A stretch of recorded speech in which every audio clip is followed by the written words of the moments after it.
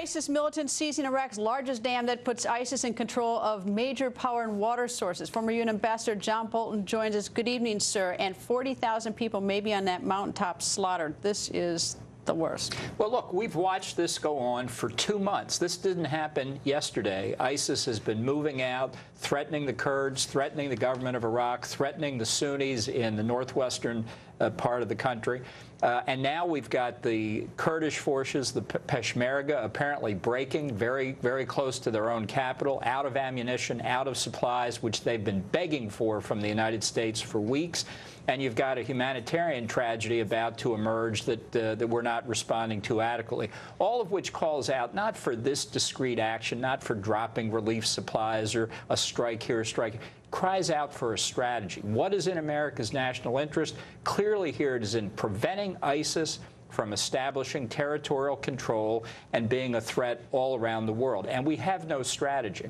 Who's supplying ISIS, and how organized are they? Well, apparently they're very effective, and they're now being supplied by the resources, money, and equipment and weapons that the Iraqi army left behind as they fled in front of them.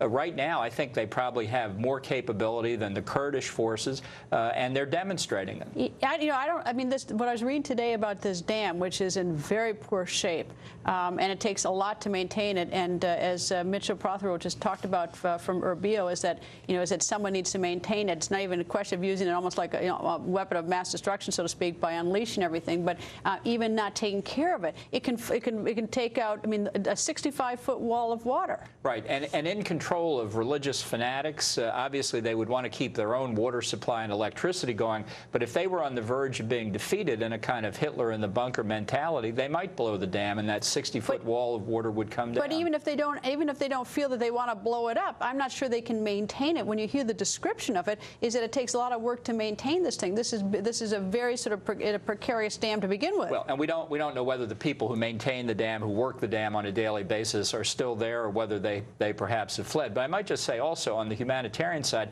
dropping supplies from cargo planes is probably the least effective way of getting humanitarian supplies in. As they come down in parachutes, people rush toward them. They get crushed by the humanitarian supplies. Do we have personnel on the ground to set up drop zones to supervise the distribution of these supplies, or are they just going to get picked over?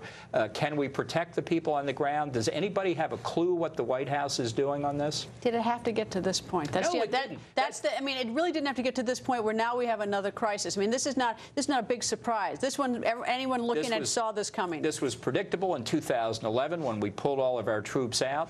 And it's been predictable for the past 2 months. You can't simply sit back and watch the world go by and expect that terrorists are not going to behave like terrorists. They have said they want to create an Islamic caliphate. They've declared they have it. So if you're a Christian or a Yazidi or anybody that doesn't conform to their view of the world, you're in danger. And have we done anything to prevent this tragedy from unfolding? The answer is no. And apparently even today, the White House can't bring itself to see there's a strategic catastrophe looming here in the Middle East. I was struck by the White House press secretary when asked about it. He said, "We are seriously concerned." And I thought, if that isn't the weakest say-nothing statement ever, like we're seriously concerned, it means that, I don't know, maybe I thought. And I would just say, as we look at this unfold over the next several days here, there is a parallel.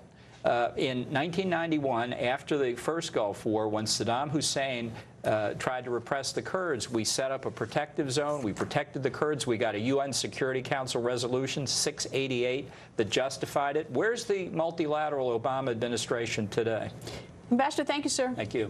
And as Ed Henry just reported, the